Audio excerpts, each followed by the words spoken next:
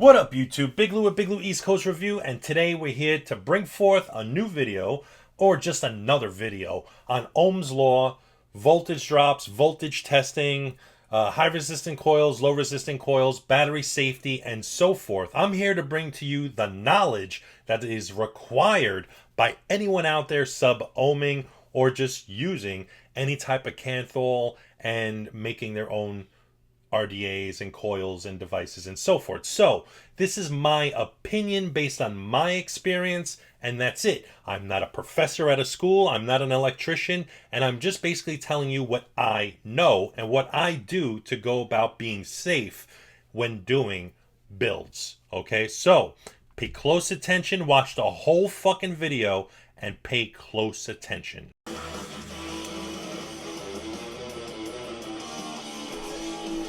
Here we go into this little tutorial. Okay, now I got 3 voltage meters here. I got 3 of them. Okay, I've got the typical basic inline voltage meter, which costs anywhere from $7 to $15 depending where you buy it. So we have this one, the Friday morning.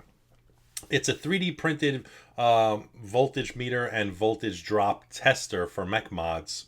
And then we have actual electricians voltage meter, and this is an ohm reader and a voltage meter in one. I'm going to go ahead and use the Fuchai and the inline voltmeter, which, just put it like this, 4.2 volts. Okay, here's a 3D printed one, 4.22 volts. Okay, this gives me a more accurate description, the 3D printed one. Okay, I can use this one, which is my SIG S RDA, a 0.18 ohms. Okay, 4.2. So I'm going to write this down. My inline, I have 4.2 volts in the battery, 3.30. I'm going to hit it again, 3.2, 3.16. So let's just keep it in the middle, 3.2. And that gives us a total of 1 volt, 1 full voltage drop, okay? Basically, I'm utilizing 3.2 volts of my battery power, okay, of a full battery charge. I'm using 3.2 volts of power that's going through that coil and back into the battery.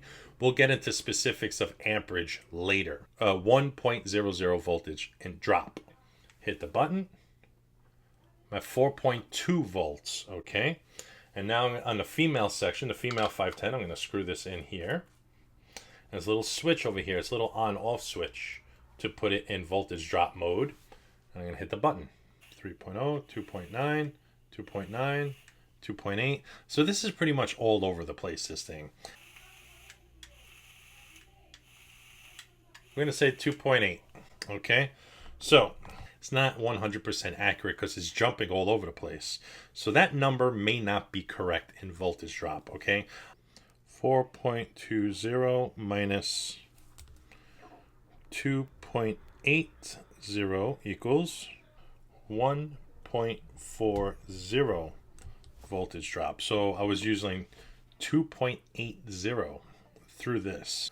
My electrician's voltage tester. So I'm at 4.14 volts. Okay, now I have my dial set to voltage. Okay, it says 600 volts. All right, I'm gonna take my negative, put on my negative screw, and then take my positive, stick it on my positive screw. I'm gonna hit the button now. 3.2, 3.2, 3.3. So we're going to say 3.2. So we have 4.14 minus 3.20, 0.94 in voltage drop. Of the 3, we have the inline voltage meter, which came at 1.00. The 3D one came in at 1.4. And the electrician's one is 0.94, okay? So 0.94 is closest to 1 volt. So let's just say 1 volt, right?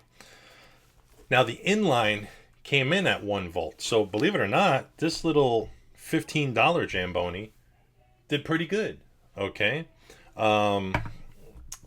This one, not so good. Okay, now this is 3D printed, and this is $30, which is twice the amount of what this is. Okay, but they both perform the same exact way.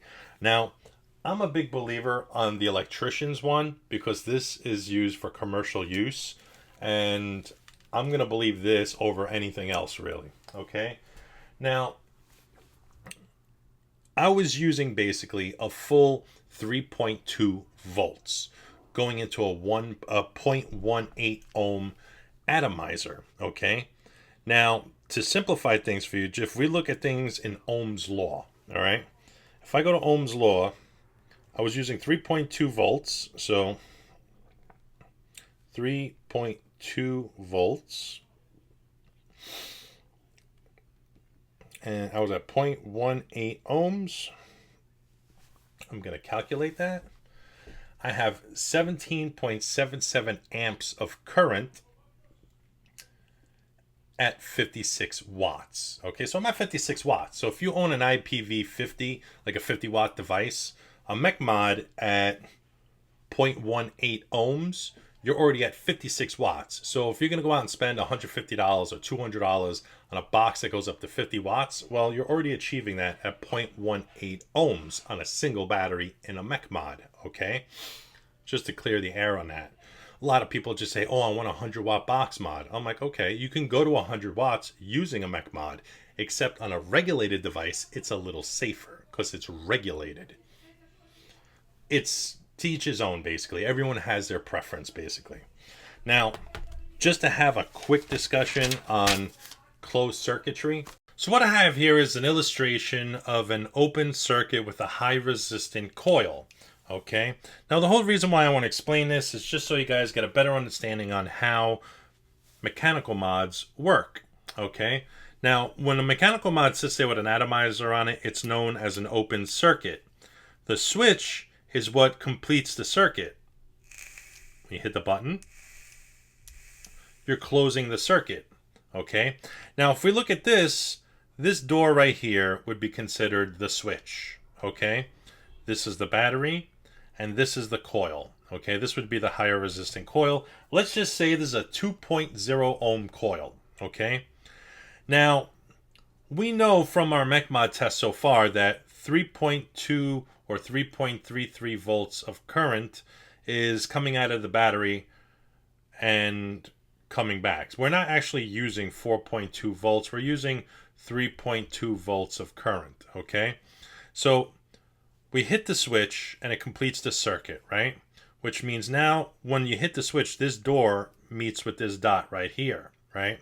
That's why I put this little line, right? This scribbly line right here.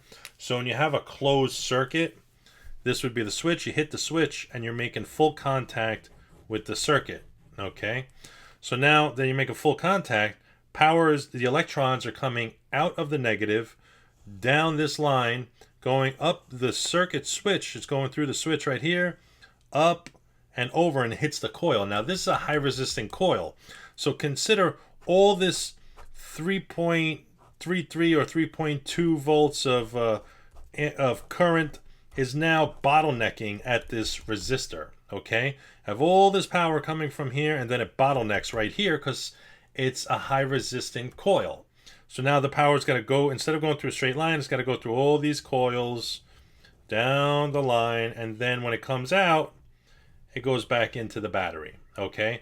Now when it goes back into the battery, you need a lot of power, a lot of voltage. 3.2 volts to heat up this coil isn't really going to happen because by the time the voltage goes through this resistor, it becomes less voltage on the return into the battery, which means, you know, you're overworking the battery at 3.2 volts. Okay, you're not pushing enough voltage to heat up this coil. Okay, there's not enough amperage in the current in order for this coil to heat up because it's a big resistor. So instead of 3.2 volts, you're going to need roughly about, I'm going to screw my my Nautilus atomizer on my Sigeli. Now this is the Nautilus Mini. It's a 2.0 ohm. So we would need 5.5 volts. You saw that? For the Aspire Nautilus, we would need 5.4 volts, okay, on a 2.0 ohm coil. So on a mechanical mod, we only had 3.2 volts. That's just basically what we were pushing in voltage, all right? So we had 3.2 volts going through the mechanical mod, which is not enough to heat up this resistor on this coil. But yeah, 5.4 volts on the Sigelli at 15 watts in order to get that coil heated up. Now sub-ohm, understand, you have this open circuit again with, look at the resistor now. It's fucking tiny compared to the higher wattage one, the higher resistance one. This coil is tiny. So if we're pushing 3.2 volts, once we close this circuit right here, we hit the button, we close that circuit, we form the box, current's coming out of there, lightning fast, getting over here, lightning fast, going to the resistor, lightning fast, coming through it, lightning fast, because there's next to no resistance in this, and it's returning to the battery. Now, battery safety, this is where battery safety comes in. Your battery has to be a high drainage or a high amp drainage battery in order for it to receive the current that's coming back in. Now, it's made to distribute the 4.2 or 3.2 volts of electricity coming out of it when the circuit is closed. Okay? When the circuit is closed, when you hit the switch on a mechanical mod, it's closed. Therefore, when the current's coming out, it hits this. Now you need a resistor. You need something to slow down the current. It's coming out way too fast and coming in way too hot going into the battery.